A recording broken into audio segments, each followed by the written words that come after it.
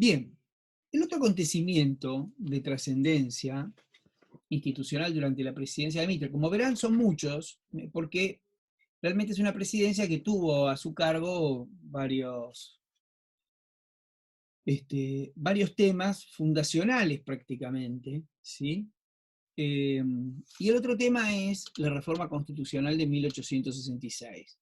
Porque claro, si ustedes recuerdan la reforma del 60, se estableció que los derechos de importación y exportación formaban parte del Tesoro hasta 1866, de acuerdo a lo establecido en el artículo 67, inciso primero, que decía que llegados a 1866,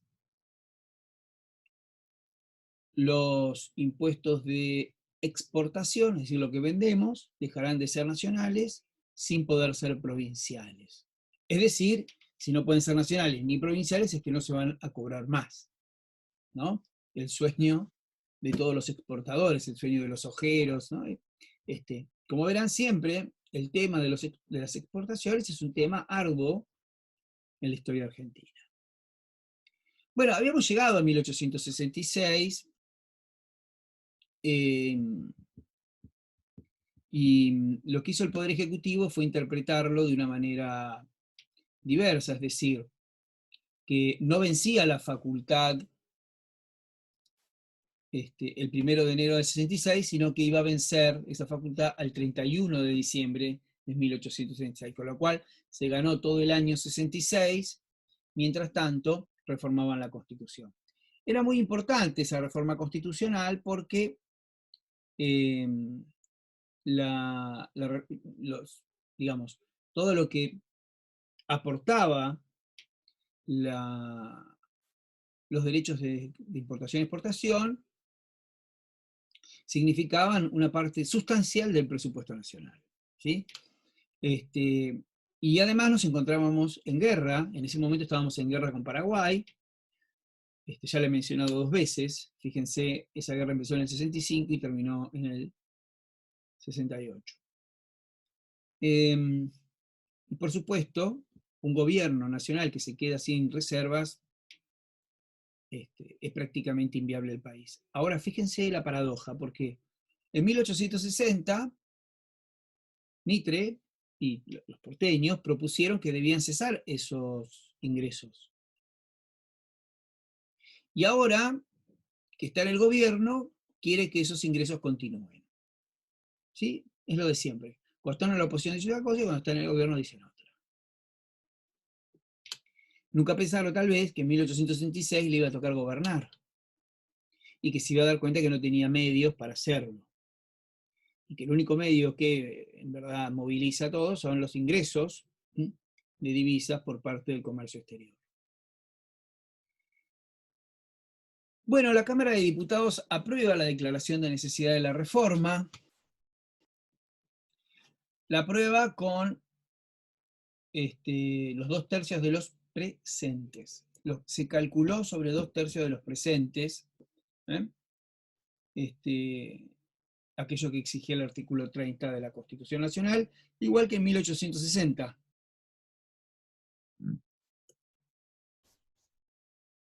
Y el Congreso, ¿sí?, optó por la técnica de convocar a una convención constituyente y fijar su objeto, todo eso en una ley, ¿sí?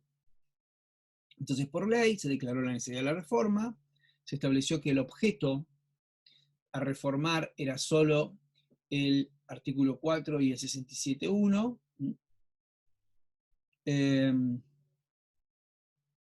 y eso constituye entonces una reforma parcial de la Constitución. Tal vez es la reforma más breve, pero sin duda es una de las reformas más importantes de todas porque significaba nada menos que el tesoro de la nación.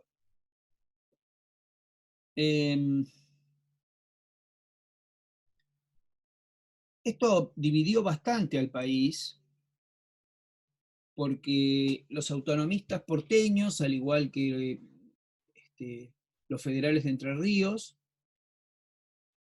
quieren que los derechos de exportación sean de las provincias. Como había sido toda la vida, pero le habían dicho a Rosas que eso estaba mal, Y por otro lado, dicen igual que en los Estados Unidos. Claro, olvidando que Estados Unidos, digamos, todas este, las colonias que se habían independizado de Inglaterra tenían salida al mar, tenían puertos. Lo mismo, no sucedía lo mismo aquí. Bueno, nuevamente Mitre queriendo nacionalizar, obviamente, los recursos de exportación. Bueno, no todas las provincias pudieron asistir, no asistió Corrientes, no asistió Catamarca, no asistió Santiago a la convención. Muchos dicen que de haber, digamos, concurrido los correntinos, por ejemplo, hubiesen votado con Urquiza y entonces hubiese cambiado el resultado. Lo cierto es que solamente 22 contra 19 resultó que los derechos de exportación van a ser nacionales. Un margen muy, muy escaso de votos. En el caso, ¿qué fue específicamente? ¿Cómo se reformó? Bueno, se reformó suprimiendo lo que se había establecido en 1860. No es muy difícil. Entonces, se suprimió la frase del artículo 4 que decía hasta 1866 con arreglo estatuido en el 1 y el 67. Y lo mismo en el artículo 67.1 dice, cuando decía que los derechos de exportación iban a ser hasta 1866, en que cesarán como impuesto nacional, no pudiendo serlo provincial. Con la eliminación de esas dos frases, que eran las que establecían la caducidad de los derechos de exportación, termina la reforma de 1860. No tenemos mucha información de lo que sucedió en esa convención porque no quedaron los registros.